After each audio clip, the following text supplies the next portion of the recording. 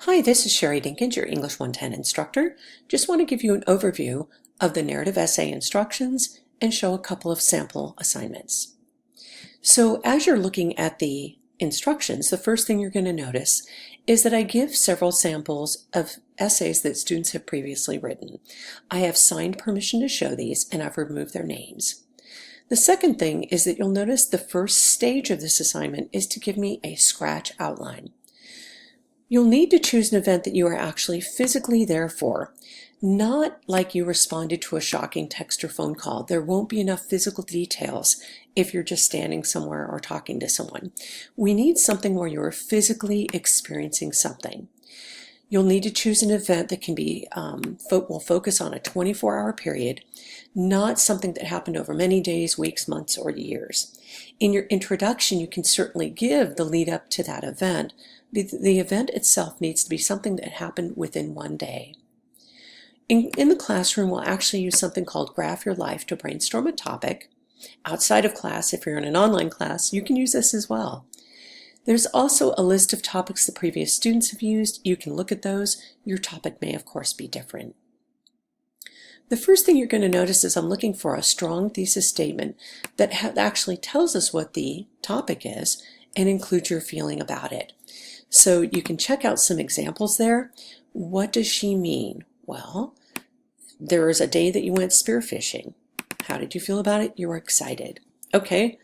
Your sister almost died. Oh my gosh. Okay, how did you feel about it? You were shocked. Maybe you flip-flop that. You say, I was horrified the day my sister almost died.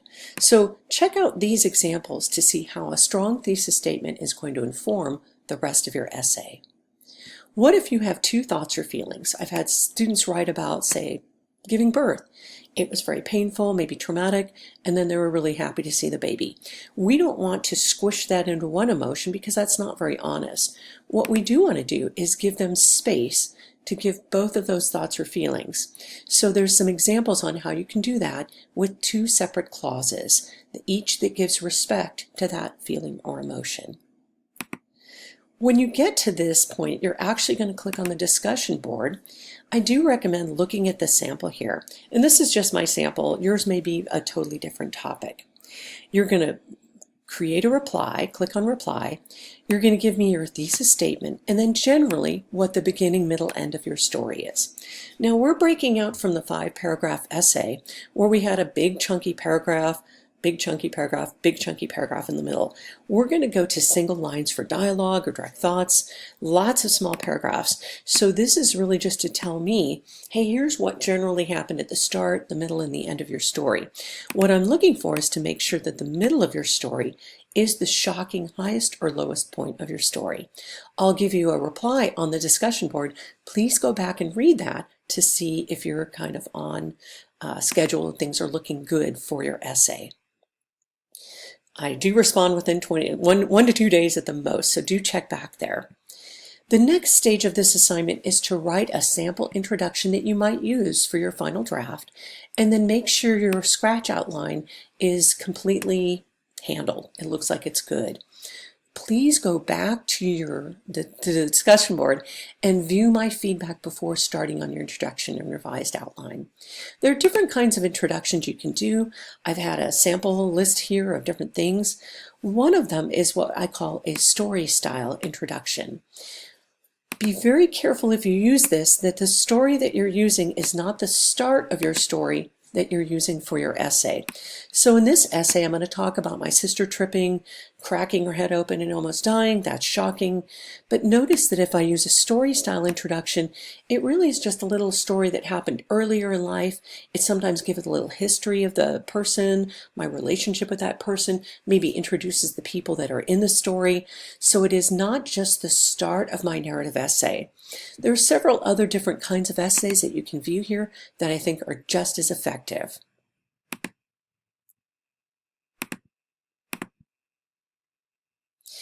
So as you're thinking about your introduction, you'll want to go back to that scratch outline, make sure you made any changes that I've asked for. You'll actually create a document. I know in the scratch outline you just typed into a reply.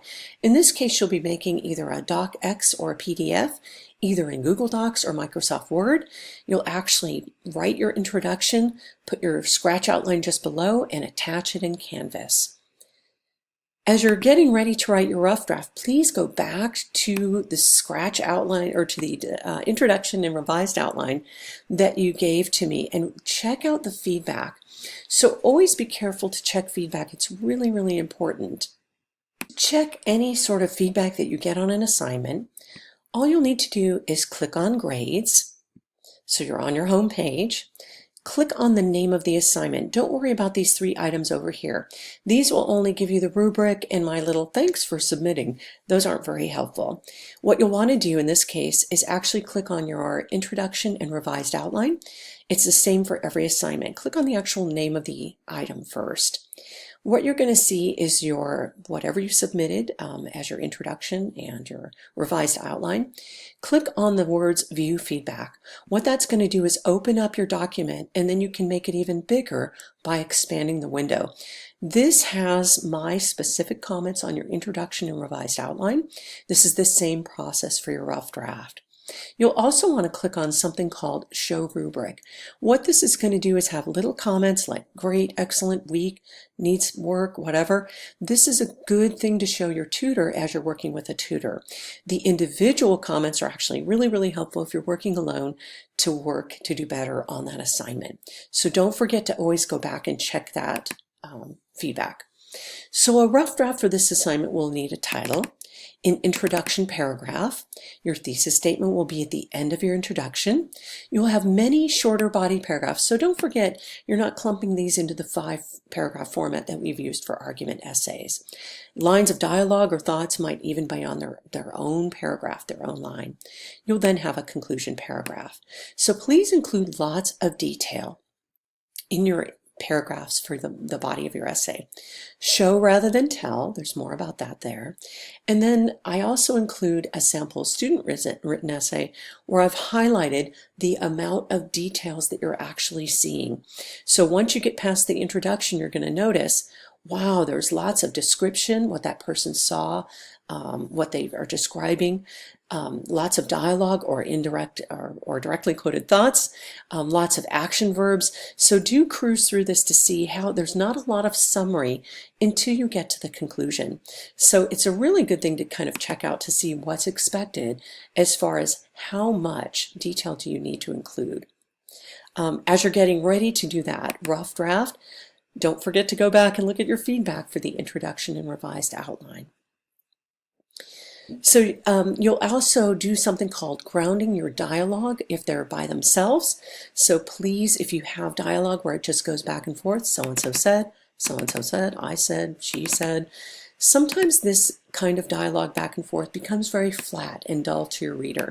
So one way to pep it up and make it sound really real is to include physical details that actually ground that dialogue. So you can read a little bit more about that here. It's a really good technique for making your dialogue and directly quoted thoughts be really active and interesting.